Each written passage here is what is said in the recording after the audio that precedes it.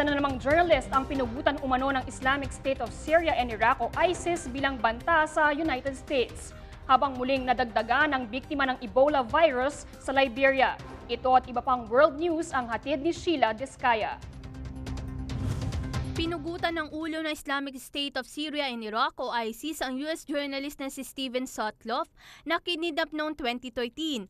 Batay ito sa inilabas na video ng ISIS. Ang nasabing video ay isang paraan ng ISIS upang iparating ang kanilang mensahe sa Amerika na itigil na ng mga ito ang pagsasagawa ng airstrike sa Iraq. Bunsod na nangyari, pribado nagluluksa ngayon ang mama sa buhay ni Sotloff.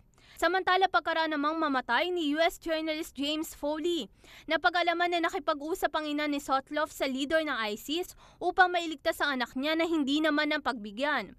Bunga naman nangyayaring kaguluhan sa nasabing bansa. Ipinagutas ni US President Barack Obama ang pagpapadala ng mahigit sa 300 tropa ng mga kasundaluhan sa Baghdad upang protektahan ang mga US diplomatic facilities doon.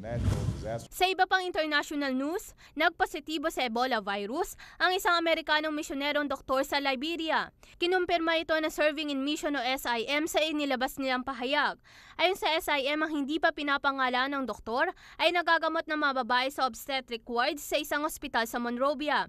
Ayon pa sa ulat na maramdaman na nasabing doktor ang mga sintomas ng Ebola virus, agad nitong in-isolate ang kanyang sarili. Sa kasalukuyan, hindi pa matukoy kung paano nahawa ng banggit na doktor, ngunit tiniyak naman ng SIM na nasa mabuting kalagayan ito. Ako ang inyong kaibigan, Sheila Descaya para sa Newslight.